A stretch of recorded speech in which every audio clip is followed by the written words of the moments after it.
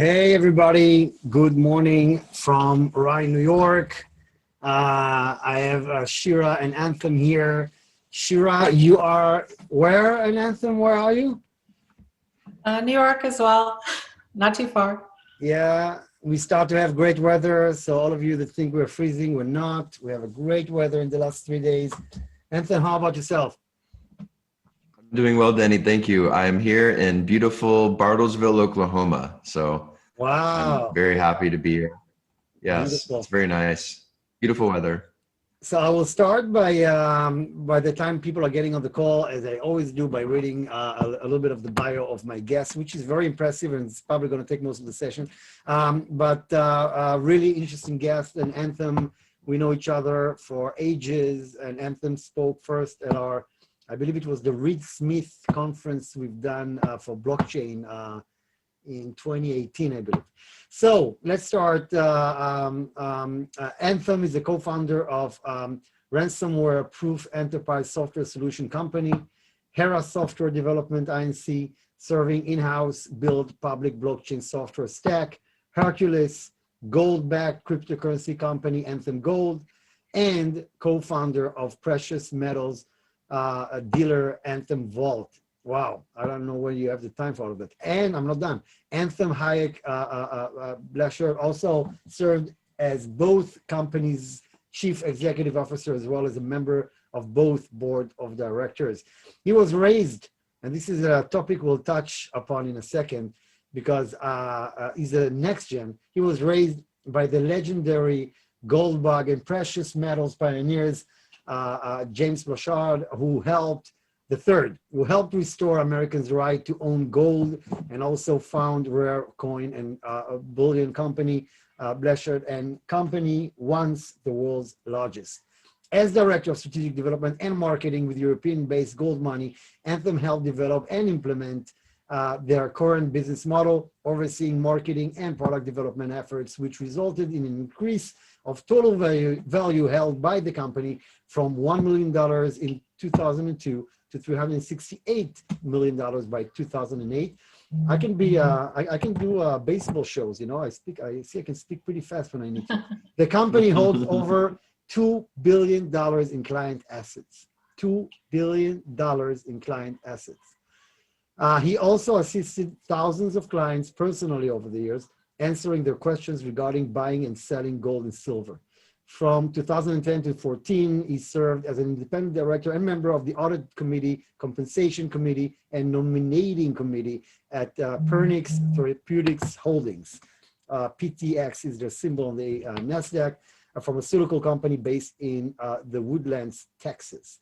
In his spare time, which I doubt he has, and as a charitable endeavor, Anthem teaches Bitcoin classes to novices that have not held their own Bitcoin software keys and wish to learn the mechanics of downloading wallets and purchasing and selling cryptocurrencies. He has also lead a group of students on field trips to local crypto ATMs, I hope I said it correctly, and established a helpline for first-time crypto owners. His passion is empowering people to manage their own crypto portfolios and understand the joys and pitfalls involved in the space. Before I will go to Shira, I will just say, I've always said that in the family office world. You have 3 translation capsules. I have Alexa all over the place, and she just starts to speak and asking me things about Japanese dictionaries. Anyway, what I always like to mention is that there's a huge difference between a group led by a next gen to anyone else.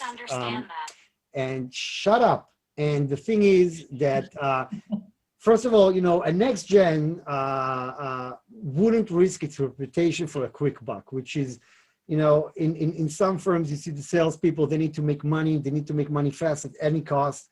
That's not the case with family-related businesses.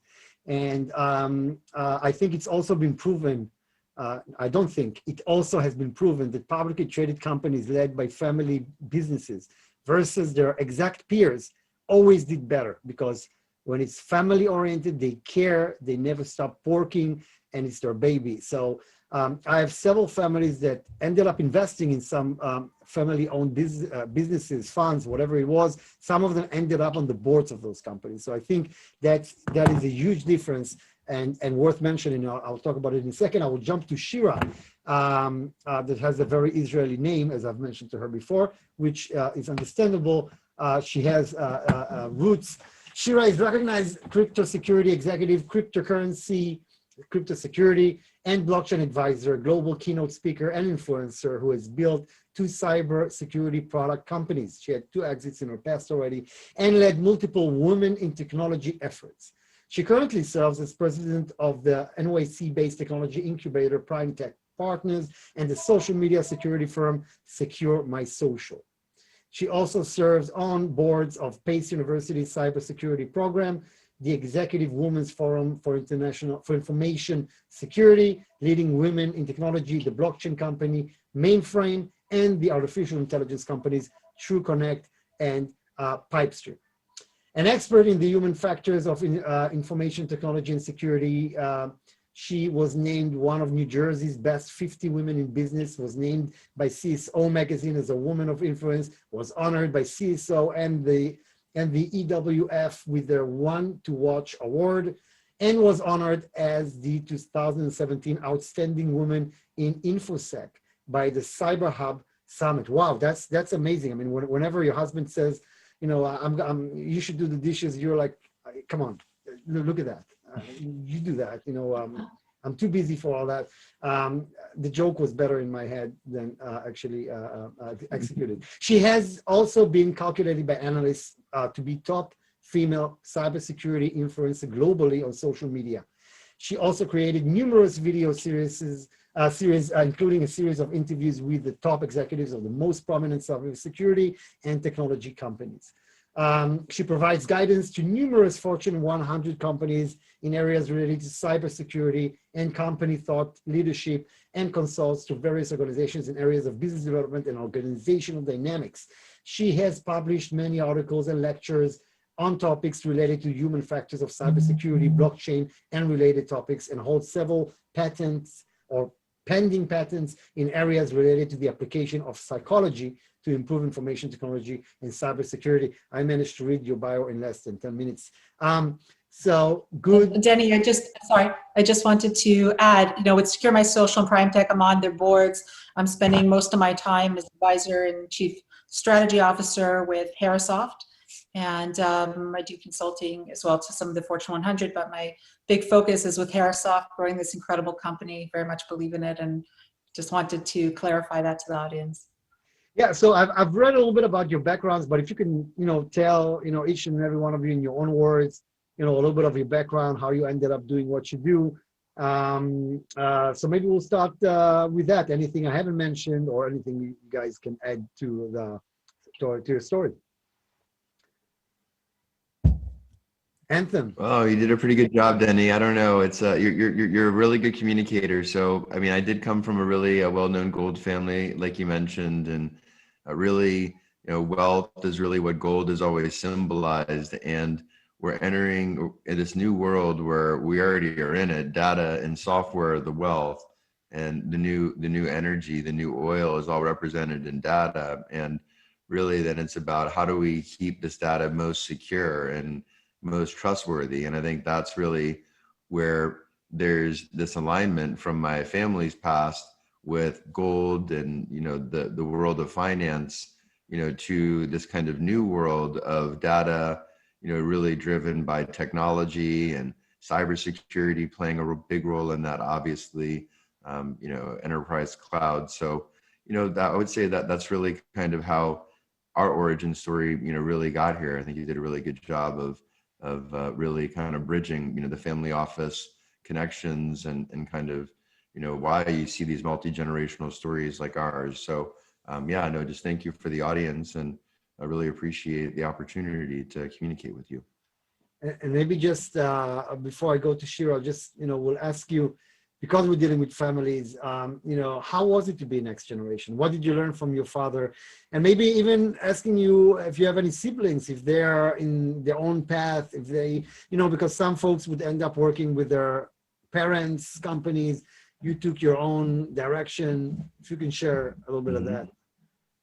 Absolutely. Well, my father passed away 22 years ago, and I have a brother and sister, and my sister's a veterinarian. She's an entrepreneur. She has her own clinic, and they do alternative medicine as well in New Orleans. And my brother is in New Orleans, and he has multiple businesses, and she does too. They've got multiple businesses. So very entrepreneurial family. And, really, I would say, follow your passion and really be relentless and fearless with that. And if you do that, then you're guaranteed success. It's just having to overcome fear and adversity, right? Which is hard because it stops us. And so you have to just power through it and just be ready for whatever is going to happen on the other side, and just don't worry about what it is. So, I think that was probably one of my best takeaways, from the background that I got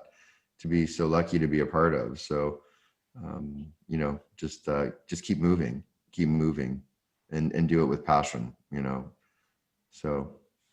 Great. Shira, do you have anything to add to how you ended up doing what you do and be so successful? Sure. Thank you.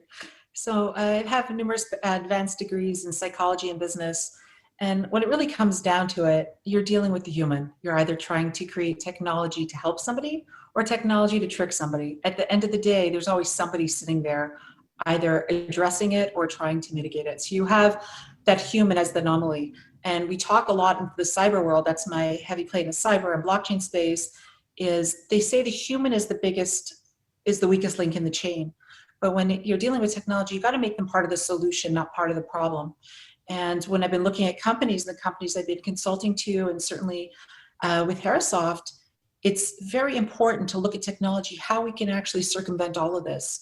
We realize that it's not just the human tricking the human now, it's technology tricking technology, AI against AI. Those are all sorts of things that are happening right now. And we really need to have the best of breed.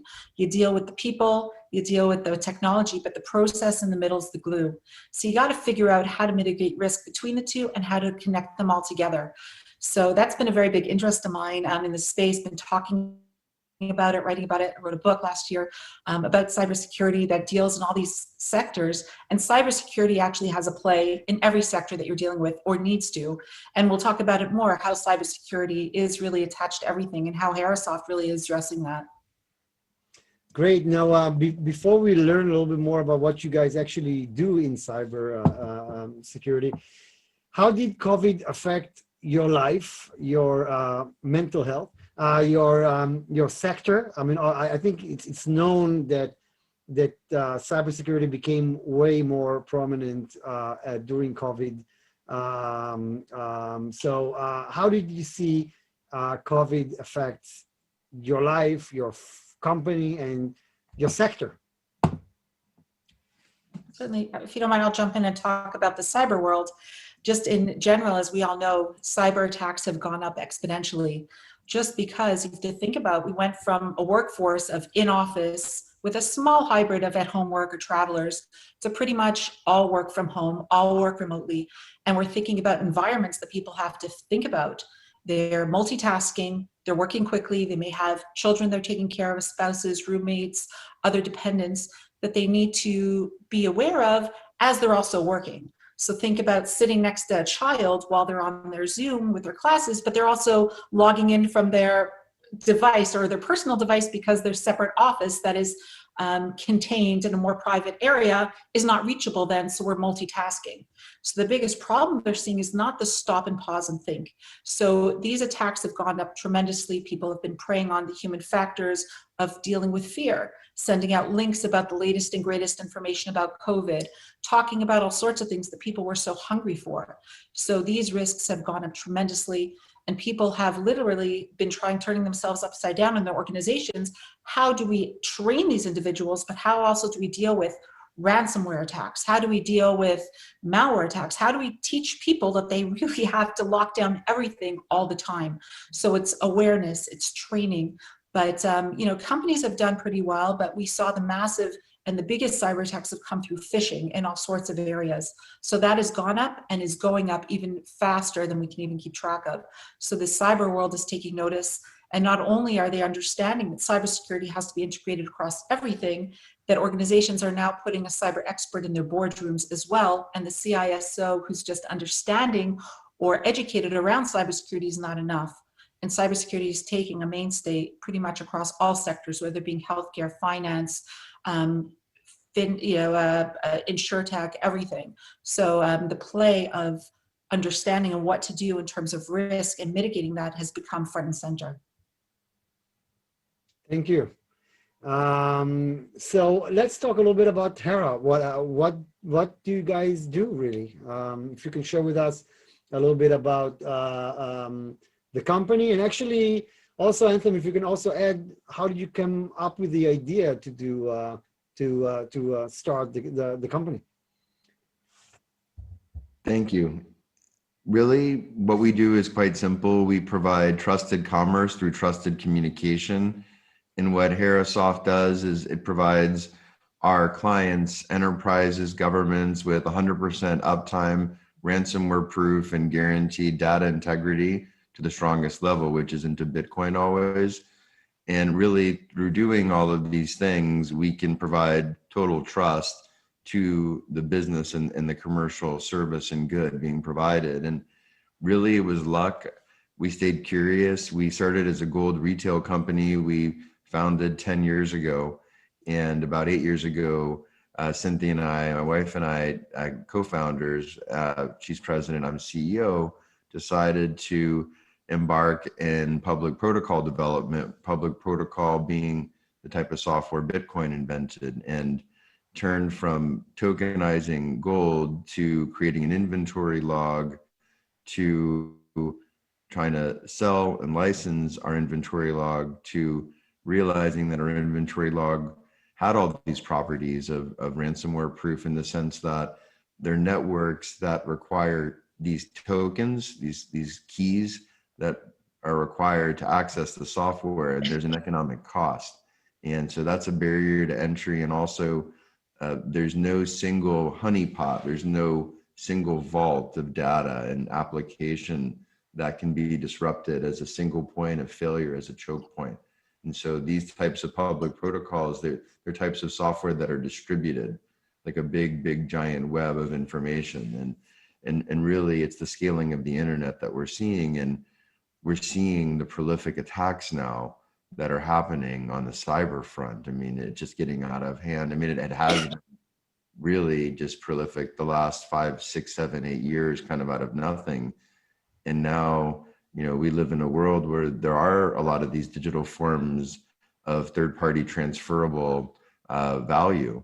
And ultimately, they can be used as bounties. And these centralized systems that are vulnerable, what's happening is bad actors are going from stealing data to taking down whole systems, basically, because it's just more lucrative. It's just cost benefit analysis for the bad actor, basically. And so, cost of data has gotten very cheap. And so unless someone's stealing billions of credentials at this point, it's not very lucrative for the bad actor. And it's much more lucrative because that person or people have the same access to systems to just take them down and then just say, hey, you got to pay me to bring them back up again. It's just the era that we live in. And at which stage are you? Are you already selling products? You have clients, and who would they be? Yeah, Hera is a year old. We started as a retail company. It's all under one parent. And we built this inventory log called Hercules. That's a stack of public protocols that always anchors into Bitcoin. And Hercules is a index layer, like a basic operating system layer, if you will. And we've signed a couple. We have got multiple governments. So one is the Qatari government. We did the world's first incorruptible mall sweepstakes. We did that build in January, started in January, finished in January. We did it through a partner of ours, Viaphone, which is the world's most prolific WhatsApp chatbot by messaging volume. They've got hundreds of other clients. So we know that the Qatari mall, the Mall of Qatar, they're already using the software. We can see them using it. And so we built a random number generator. It picks all the people that basically are shoppers of the mall that get entered into the sweepstakes and proves that the employees, for example, didn't put their family members or friends into the mall sweepstakes to take advantage and piss off the vendors, right, that are basically paying for this. So that's one example. And then we also licensed to a European assayer, actually assayer to the European Union, Warburg Holland, and also the Netherlands assayer. It's a brand called Gold Florence. So they're launching at the end of the month. They're going to be launching a gold token as well in April. And so that's going to be pretty significant because some of the ones out there like Paxos are not backed by a sovereign. So this isn't really technically backed, but it's a spun out sovereign. Warburg Holland's like a 1789 company, part of the Rothschild syndicate. So that was a pretty substantial deal for us. We got a licensing deal on that. We get like 30% of the margin of all the products that they're selling through our licensed software for the first 18 months. So that'll start in April. And then we get 15% in perpetuity thereafter, as long as they use the software. So it is a $250,000 build for us. So we're only a year out. We had built the software for ourselves first as an inventory log for our own gold bars that we keep on behalf of our clients for a product called Anthem Vault of ours. And this is one of the products now that we're licensing to Gold Florin, the Warburg brand.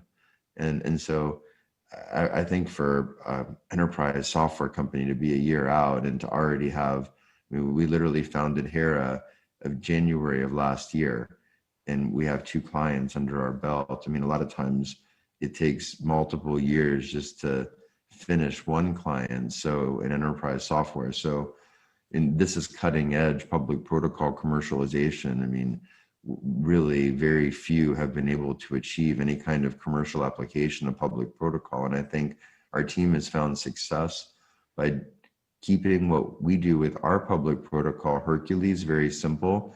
And Hera then just applies a stack, a bit like what Red Hat did with Linux to create the LAMP stack, and basically creating an assembly lineable version of the software that's a consistent platform that you can consistently leverage.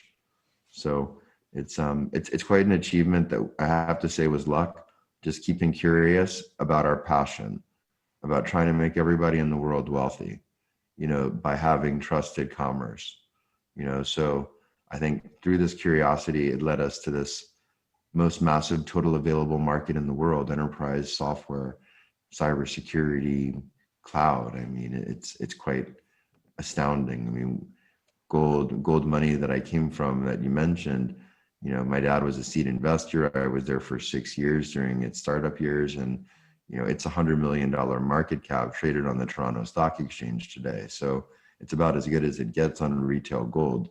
And like Amazon is like a multi-trillion-dollar company, right? So it's very humbling, honestly.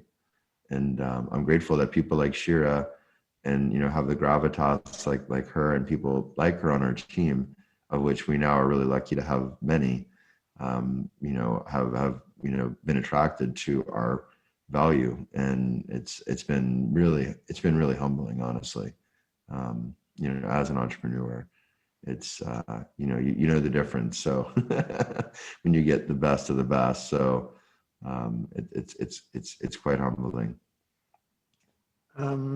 And by the way, how did that connection happen? How did you and Shira ended up meeting and thinking that you guys are going to go and get involved with that? Yeah, Facebook. So I got Mark Zuckerberg and friends to thank for that one. So thank you, Mark. Wow. I will say it's pretty funny. You know, you get a lot of inbound messages on Facebook, which I don't typically read. And it happened to be, I read it. And it was a very poignant, interesting message, you know, just about the whole area around what Herasoft is solving. So immediately we got on the phone, and I was blown away from the beginning and been humbled to be part of this growth of Herasoft. Thank you. Humbled and grateful. Now, and by the way, so far the company was, I mean, the investors, did you have any external investors, or it's all backed by you, or how did that happen? We actually just conducted a Series A, and there's going to be press on that, I think, on the 13th. So that's going to be pretty nice. You know, it was about a 4-month raise that we did. And it was, you know, mainly out of the kind of middle part of the United States. So it was a guy that, you know, also has an investment advisory. He really liked this. And, you know, he just suggested it to some of his kind of more wealthy clients. And we ended up bringing in 180 roughly investors on the Series A. And it was kind of incredible and amazing. And so it happened so fast. And now, you know, we're literally just announcing the A completion, and we're already now been talking in pretty big detail with a lot of people about the B, and it's the revenue opportunities on top of that have been getting way bigger. And so now we're even thinking about cutting off the B and you know, limiting the amount there. They're just unimaginable conversations that, you know, it's very humbling, honestly, again. So it's just a lot of unlucky timing, whatever you want to call it, in the world right now. So it's hard to invest in anything brick and mortar because it's hard to really make a projection on it. I mean, even bad projections are much better than no projections, and it becomes difficult to do an investment profile when you can't really figure out like what the cash flows are going to be, or, you know, what the future values are going to be. It's just so unpredictable. And there's so much money that has been injected by world governments, world central banks, world banks, just to try to stimulate the economy during this time. And the money needs a home to go to. That ultimately software is one of the very few places it can go where the money can have 98, 99 type profit margins pretty consistently, because there's so much debt. That debt costs, there's a cost to all that debt. So that money has got to find very productive ways to be used, or else there's too much cost, basically. So, you know, we're just lucky, I think, staying persistent. So, and, you know, unlucky, I guess, is the time, but maybe this is the time we're supposed to look at ourselves in the mirror, you know, and kind of face the fears, right? Face our own fears. And we kind of ran out of room to run from our own violence. You know, the earth, we've kind of circumnavigated it, and we're all connected now. You know, you buy stuff in Dubai, it's made in China. You buy stuff in Oklahoma, it's made in China, right? So it's, you know, it's the same, right? So, you know, it's we live kind of in one world now, so we have to kind of figure out how to deal with it. So, And may I ask how much was raised, or you cannot disclose? Just yeah, it was a $5 million. Yeah, absolutely, it was $5 million round. So we raised $5 million in about 3-4 months. So most of it in about two months. And so, and then the admin and all that. So all accredited investors, 506B offering, so private offering, which is what we have for this one too. It's a 506B. So yeah, this one we have up to 30 million, although we might cut it into 15 million, but technically it's 30 right now. So, you know, anyone that wants to talk with me about it, of course, happy to have conversations. And really, if anyone is interested on the business side too, you know, of course, really where we're focused is helping to secure ultra high net worth goods and services and ultra universally used goods and services, because this kind of high end and kind of low end, or universal end, you could say, are where the most wealth is. And that's where the most theft is, because the most corruption happens where there's the most wealth to steal from. So that's why we've been finding success. And, you know, a lot of mid-tier, kind of upper tier governments, 50 to 25 kind of ranked GDP governments, like 50 to 100 in the world kind of governments, and kind of like 25 to 50% quartile companies, and especially partner companies that, really are looking for that binary advantage. We can provide them with that ransomware proof 100% uptime guaranteed data integrity, and their competitors can't. Yeah, And so, I'll just yeah. add to that, it's interesting how you position that, which is correct, and very much believe in that. We talk about data integrity, which really boils down to trust. That's why we are able to capture those markets and why those markets are so important. It all comes down to, do we trust the data? Do we have data integrity? Has it been tampered with? Is there a way that it is fully trusted, whether it being government, whether it being high net worth individual, whether it being family offices, whether it being land registry, whether it being Falcon registry, all sorts of things that people really need to dial down to and trust the data. So how do you trust data that you can't prove?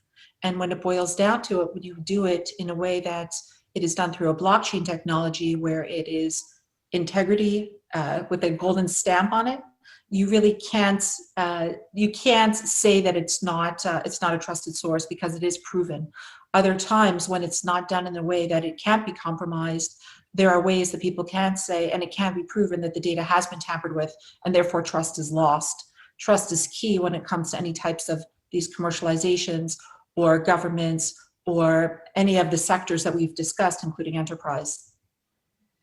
Now, let's talk about what you're basically offering to family offices. So maybe I'll start with, why are family offices in greater urgency of cybersecurity solutions more than ever before? I guess it has to do also with what is going on with COVID, like you mentioned before, Shira, but if you could talk a little bit more about that.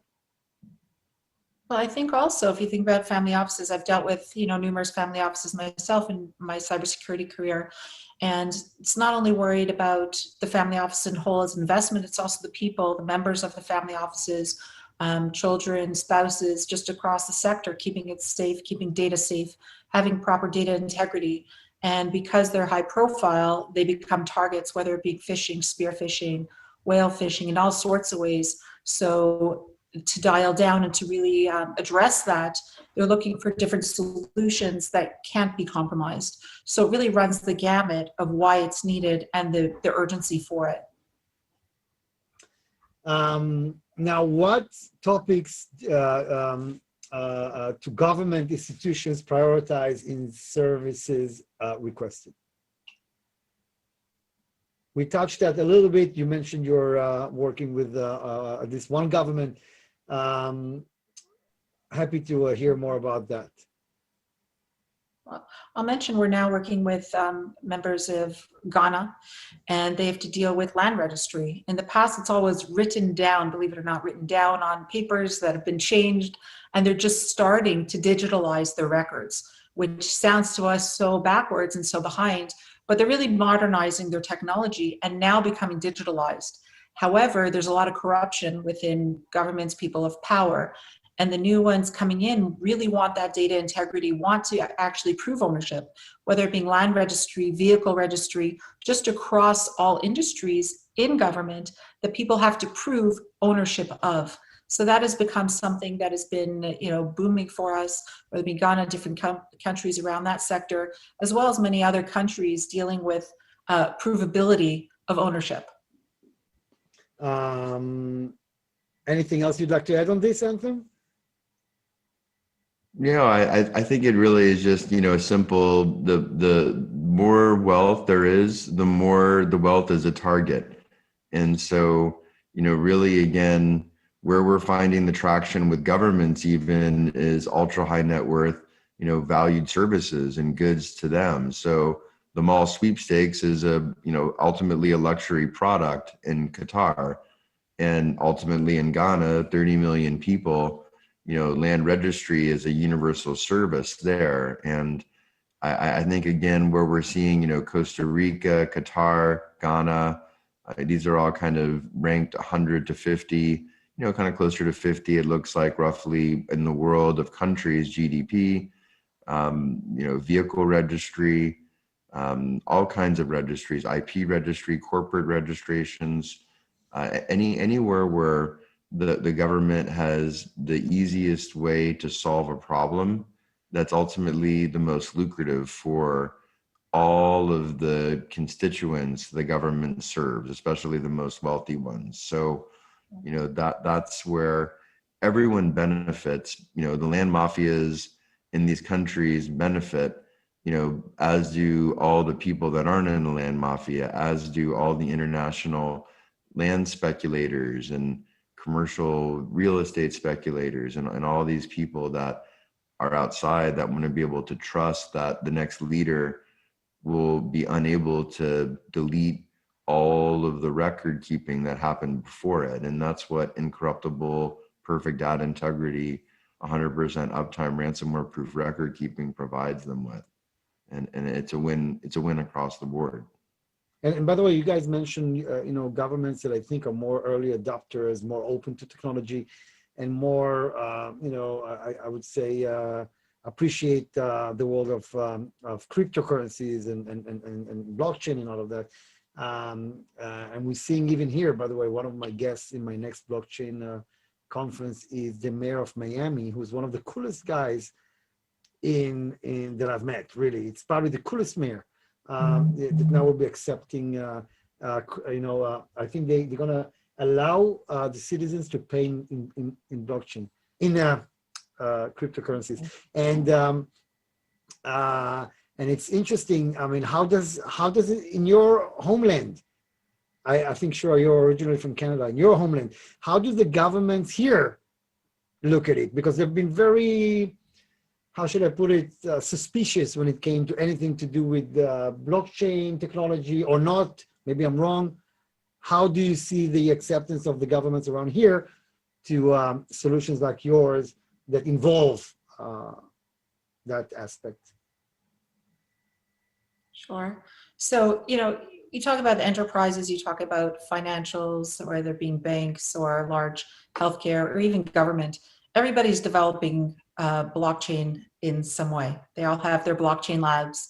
They're all utilizing it in some fashion or another, but it's not widely saying we are using it right now, but they're understanding that it is the way to go. And there are plays around it. Certainly in the government here in the US, we talk about fluidity across cyber acceptance. There's certain standards that have been accepted, but if you think about all the states, they all have their own regulations. They're not all one size fits all.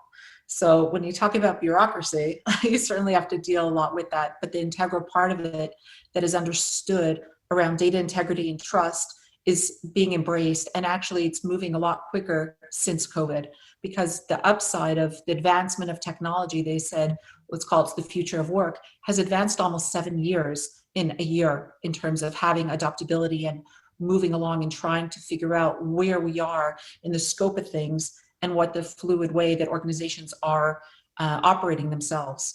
So we have seen big advancement, 3 to 7 years, maybe it's a little forward, but it has moved way rapidly, more than they anticipated because of COVID. So governments are certainly looking at this. And just jumping for a second off our topic of cybersecurity, since we've been dealing a lot with the blockchain world, and Anthem, you have a lot of history in that space. I believe in 2018, Anthem sat wearing the hat of a family that's investing in this space, asking him, how do you avoid the pitfalls? How do you avoid the crappy, part of my French, ICOs that were all around the place in 2018. I don't think we see them now. But then, you see people like Taleb and Rubini saying that, cryptocurrency is worth zero.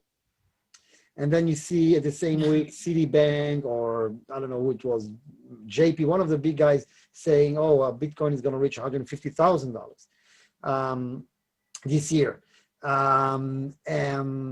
How do you see that personally? It's just your personal opinion. Where do you think this is headed? Just a fun question for those of us that hope you have the crystal ball. Yeah, well, I think Bitcoin's going to take over all national currency, all the value of gold, really all the land banks, anywhere that credit is basically used today, because this is barter. And these are intellectual property. They're keys that give direct access to utility of goods and services. And I think, to see Bitcoin at $100 million, one day is not unrealistic, because how many quadrillions of dollars of US interest rate swaps are there? No one really knows. I mean, 13 years ago, there was supposedly about 2 quadrillion in AIG. And so it's impossible to really say, but I think that these layers will take over the world. I think companies and governments in the next, 30 years, 50 years are going to be obsoleted because they're marketplaces that are a force. And these are marketplaces of voluntary flow. And no one, puts any gun to anybody's head to follow the rules to enter into Bitcoin or Ethereum or, Hercules or any other public protocol. It's a choice. And it's only a math-based decision. If there's a number of keys that you have to enter that you need to use to get the usage of that service or the access to a good, then that's all there is to it, right? It doesn't discriminate. So it's not like a bank account, right? Or, having to clear all these rules and all these costs, these fees and things. So it really opens up universally commerce to anybody on the planet, and it's just an extension, just like more people have internet connections and bank accounts. This is now just going to allow everyone to be able to commerce, like irrespective if you have a bank account or not, which is unfortunately sort of, impossible today, really, or very, very difficult. So I think very limiting. we've seen criticism that blockchain, that cryptocurrencies are polluting the planet with all the mining. And it's funny, I spoke to Mike, the head of commodities at Bloomberg, and he said, well, we used to ride on horses, and that was way better to the world. Why don't we go back to that? So I guess. And by the way, he thinks that Taleb and all of these guys are great folks, great economists, but they just don't get the new world. Yeah, they're academics. It's like driving a car versus building a car. That's what I like to say. Like, we've been building for 8 years in public protocol in the space Bitcoin invented 12 years ago. So, we've also obviously been driving the cars too out of necessity. You have to use the keys, right? So, it's just a different level of understanding. That's all. Experience. Now, going back to you guys. Another question here, and again, we talked about it a little bit, but and I see some questions from people here, but I'll get to it soon. How do enterprises and public institutions protect their critical systems today and core services from a ransomware attack or a DDoS attacks, DDoS, right? That's how you guys say. How do they treat it today? By the way, I spoke to somebody from the government that deals with it, in the US government, and she told me that you'd be surprised how many of the larger institutions don't handle it correctly. They have the right people, they have the right titles, but they act when something is happening, and they just they're not aware enough of the risks. But what do you currently see? How do they protect it today? And by the way, another thing that has to do with our blockchain discussion is that, whenever we talked about the fact that cryptocurrencies always had those issues of hacking into stock exchanges and all that, people always say, well, you know what, you never heard too much publicity when people came to Costco or whomever it was. It wasn't Costco, I forgot who it was, Amex and all these guys, and people just stole credit card information, forgot which one of the biggest retailers in the US. And the media doesn't talk about it, and that shows you how they are not protected and what kind of information people are getting now. So that's my question, if you remember it already after my You want me to start and you'll jump on it, Anthem? Sounds good. Sure. So, organizations take let's dial it back a little bit. It was more of the reactive approach. Understand that if it happens, what do we do next? So having it in place, understanding what the protocols were and the steps organizations have been taking. We advanced a number of years. Now it's called the proactive and reactive approach. Let's proactively stop it, but understand that the bad actors are already infiltrated our organizations. If anyone thinks they don't have them sitting there and waiting, or do a low and slow type attack where they're slowly siphoning information, seeing what happens, and just learning from organizations, they're widely mistaken. Pretty much every organization around there understands that there's somebody there. Now what do you do about it? So the proactivity part and the reactivity part need to go hand in hand, but also having it set in place, what happens, who's responsible, what your strategy is around it to curtail it, to stop it, to catch it, what do you do about it? So, there's been advancements certainly around that, and organizations are now looking at what do we do in terms of ransomware. In the past it was, okay, let's back up and let's store the backups. So then you moved along a little bit, and then they're like, okay, now we have to store the backups off-prem. Okay, so that was the big deal. But there's a lot more that organizations are doing and need to do, but you advance more years and they see the integral part of something like Herasoft that is needed, the ransomware proof technology. How do you deal with it that it can't be held for ransom? How do you do it beforehand? So the proactive approach is now becoming more of the highlight rather than the reactivity. That's beautifully said. I think that's been the reality, is that traffic filtering, kind of the antivirus approach really has been the best effort approach and best in class approach for cybersecurity solutions because of the structural limitations of centrally served applications and centrally hosted data. And by having a distributed method, it eliminates those central choke points, those points of failure. There's zero place to attack, right? So with the distributed denial of service attack, it's like billions of voices yelling at the same person, and it totally paralyzes them from being able to do anything, concentrate, anything. That's literally what happens because all databases are corruptible and are then compromisable. A bad actor can take over billions of instances of computers, point them at one direction. And because networks today require zero access key of any sort to enter them, that there's zero economic cost to the attacker. And all of the burden of the cost is on the network and all the network providers and all of us that are paying for that network access. How Hercules, our solution that is served by Hera, solves the distributed denial of service attack is simply by having software keys that are required to access Hercules. And we use software keys in other parts of our layers as well. For example, STORJ or Ethereum. Now we're going to be using Casper for our CPU processing layer and our Hercules stack. All of these public protocols require software keys to access them.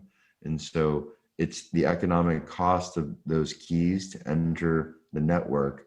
That is how the distributed denial of service attack is largely prevented by our solution effectively. And that's really the most dangerous or the most magnanimous, I would say, of all of the types of attack. I don't know if you would say that, Shira, but it's a very big one. So it's very disruptive. And I perfectly get you when it comes to DDoS attacks. You look too calm and relaxed. So I don't know how many children you have, but I have 5 children. So I get those attacks every single morning when people are attacking you at the same time. Okay. Yeah. Another question before we'll go to some of the questions I see here. Are there any specific topics you think our audience would find especially relevant in today's ever more dynamic world? Again, we talked about it a little bit, but maybe you can add some last points on that. I mean, for me, it's basically stay curious. Stay curious about your passion. If you don't know what that is, just stay curious about being passionate and finding your passion. And I say, keep simple and ask first principle questions. And if something doesn't make sense, if you ask someone, what's the purpose of what you're doing, or what's the purpose of what you're talking about, and they can't really respond in a way that you understand clearly, then there's an issue, right? One way or another. It might just be a mismatch of people. And so I would just say that awareness, as someone who's been in family, has been really lucky to be adopted into wealth. I'm adopted. My parents adopted. My dad was in a wheelchair as a paraplegic, and really just to stay aware and to stay in love and to stay humble. And I think that has really served me well. And when I've done the opposite of those things, it's been really bad. So I'm learning. I didn't sometimes know it takes that. me a little. Very interesting story. How So, old were yeah. you when you were adopted? 3 days old. 3 days Wow. old. Through the Italian Mafia Salvation Army Hospital. I was a purchased baby because illegal Wow. to this day for a person in a wheelchair. My dad was a paraplegic, no feeling from the waist down, car accident, 17 years old. And so they had to buy me. So $25,000 bought me. And it proves that wealth can buy freedom. And if everybody can have wealth, and everybody can be free. So that's it's kind of an interesting Wow. story that I've learned, My friend, live and learn. we should do a different session about your story. You know, but we'll do it at a different time. Let's see a couple of questions here. I see pretty direct. Who are your competitors? These are good. So, right now I would say it's really the, kind of legacy, you could say enterprise software, but reality is that, we're providing binary better solutions, 100% uptime, ransomware proof, guaranteed data integrity. Right now we're only 12 years into the cycle.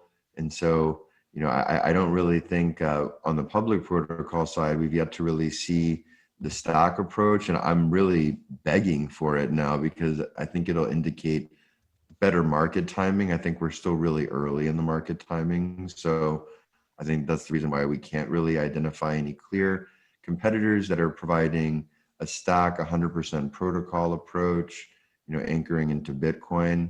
Those have been relatively unique value propositions to Hercules, and now Hera serving Hercules. And we launched Hercules October 29th, 2018. So about 2.5 years ago, and we started serving it for other people through Hera in January of 2020. So it's kind of amazing. So yeah, we're kind of humbled and grateful to be this far ahead. And in terms of, really what we do is our business model is to license software.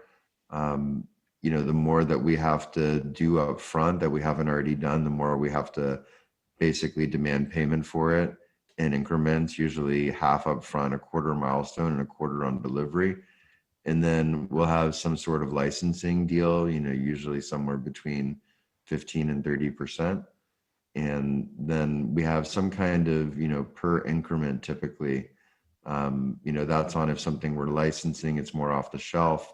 We might do like per use of the software. We might do per use on per account.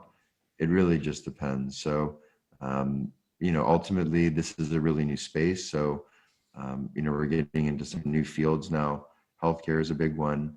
Robotics, we're looking at AI, banking, insurance. These are all things that are on our radar.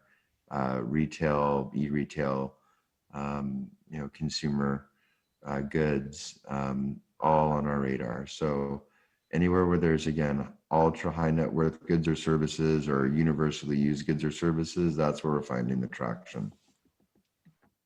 So, okay, what's your business model? You just answered that. Which would be your target markets? Like, I guess geographically speaking, you went all the way to Africa, to the Middle East. Yeah, and we kind of touched on it a little bit. I mean, it's basically countries that are kind of, top 100 of, the 200 countries in the world ranked. It seems like around rank 50 to 100 are kind of our sweet spots right now. And I think on the company side, existing software companies, enterprise software companies that we can provide binary advantages to in their segments, that makes a lot of sense for us because we can gain leverage there, and we can basically then tap all the relationships that enterprise sales partner has already and just make their solution 100% uptime, guaranteed ransomware proof, guaranteed perfect data integrity. And by doing those things, ultimately, raise the level of their services beyond their competitors. And then it eases our burden of having to do a lot of customer service there. Maybe what's your vision? What's your strategy regarding the company in 5 years from now? Where do you guys see yourselves? What's the target? Yeah, and I think in the next 5 years to really see, the ability to have someone have a financial statement just be able to be presented to them right after a single penny of revenue was realized, and by eliminating all the security code base, which is what public protocols do, because the network secures the software. That's what a protocol type software is, and effectively you can make much lighter software. It's the reason financial statement files are so large is because of all the security requirements needed. And so when the software itself can take care of all the security requirements, it means that the amount of code that you have to actually write for the applications is much less. So it's much cheaper to ultimately process. So it's more accessible for people to use it. By the way, what did you study? I think I didn't read that part in your bio. Emory University, Bachelor of Business Administration, I think it was, BBA, and finance accounting. So, and those are my concentrations over there. So a good school, good times in Atlanta. Another question here. With ESG such a large focus in money management, crypto gets a bad grade because of the energy needed. I was wondering if you're seeing a shift to protocols like ADA, Cardano, and then what do you make of NFTs? Is it a gimmick? Is it real? In general, Cardano is another processing layer. I mean, I think that, like a lot of like Ethereum, Cosmos, Tron, Casper, we're a development partner of, I do think that the processing layers, are going to see a lot of competition, and Cardano is, in that pack. We like Casper a lot simply because we've already been developing an Ethereum on that layer of the kind of, we call it the CPU processing layer. And it just makes it easier for us to write our code over to theirs. And it looks like the kind of proof of stake blend of proof of work blend that they're operating in is going to be a lot cheaper. We're one of the validators for Casper as well, which is basically helping to clear transactions for the network. So I think that there is going to be a lot of competition in this space. That's why I like Bitcoin as the safe bet.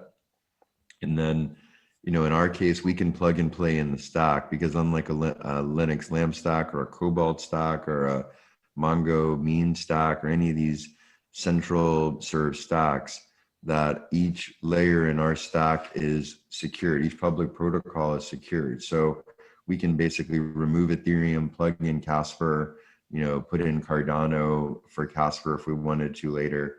It really doesn't matter, because we're always anchoring information into Bitcoin, and always our layer, Hercules, our index layer. So it's very flexible. So I think that's about the questions that I see. Sorry? On the NFT side. Oh, sorry, the NFT. I'll sorry about that. Yeah, I think it's a big deal.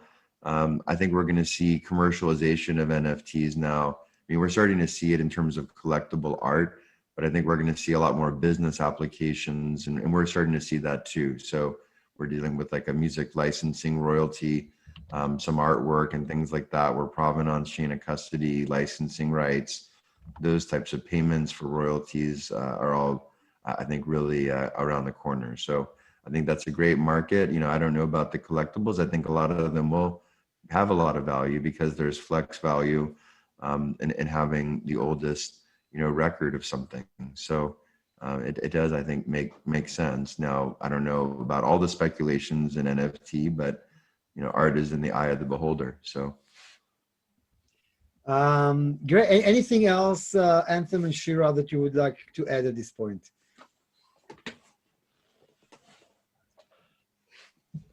Well, I'll just add one little piece of a cyber thing that I do tell everybody when it comes down to your own personal, let's call your own personal cybersecurity. We live in a world where we're multitasking. Everybody's at warp speed We have multiple devices we're usually using at the same time, whether it being our laptop or our handheld or scrolling between different types of areas that we're doing work all at once. And a lot of cyber personal attacks, whether it being phishing or anything of the like, that would all be mitigated if people would actually just stop and pause, think about what you're doing, think about the different allowances you're allowing, whether it being apps or permissions that you're saying, yes, I'll give you access to it because you want to use what they're offering. And if people would step back and take a look at what they're actually allowing, their mind would be blown. Even looking back, I make like a joke about that game Candy Crush, that everybody was the craze. And if you look at the permissions that were allowed over there, you're basically signing away your firstborn. And people were doing it because they had to be part of it.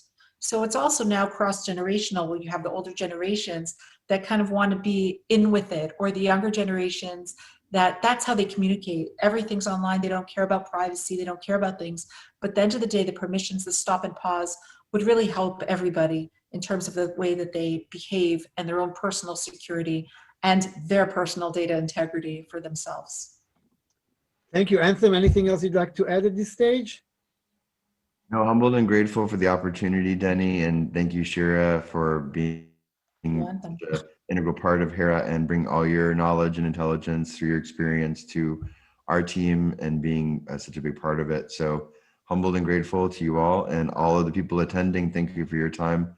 Appreciate your attention, and thank you. If you want to reach out, you can text me 702-569-3431 or reach me through Denny or whatever you like. So, yeah, we will send everybody following this both the contact information. So if you can send me, by the way, Anthem and Shira, what you'd like me to put, we will put it 24 hours after the session. Zoom will automatically send that to everybody here, and a recorded session link to those of you who are here and want to watch it again, and those of you who are not here and want to watch it, but you don't know that because you're not here. I will just tell you a couple of updates regarding what's coming up. So next week I have 2 sessions. Shira, you come from Canada. Both of my speakers are Canadian, so you should be proud. I will be speaking with David Barr, President and CEO of Panda Funds. They are from Vancouver, about finding the long-term big winners. And I think that's on Tuesday. And on Thursday, one of the biggest names in the blockchain world and a good guy from Toronto, the great Anthony Diorio, the co-founder of Ethereum, and so many other things. Such a lovely guy. We're going to talk with him about the story of one of blockchain's most successful entrepreneurs. And on April 22nd, we're going to meet probably one of the biggest names in New York City history, the one and only Larry Silverstein, that came as to New York without anything. And today, the World Trade Center, the Four Seasons, one of the biggest names in the history of New York City. That's going to happen on April 22nd at the rooftop of the World Trade Center. We've done it in September as well. And since it's out in the open, it's safe. So we were all safe at the event. One person fell, but that has nothing to do with the COVID. So, they just chose to do it. That's a joke. But, and in June, we'll be in the UAE, a very major event of ours, several days under the patronage of the Ministry of Economy, coming from Israel with the Abraham Accords. It puts us in a very unique position. We will be introducing families to one another. Many of the local families are going to meet their peers in Israel, which is why I think that will seal the deal with the Abraham Accords. No, I'm kidding. We're really cool people. So I think it will be a great connection between the Israeli major families and the UAE, the GCC families, and many families from the Americas who will be joining us there. That's going to happen in mid-June.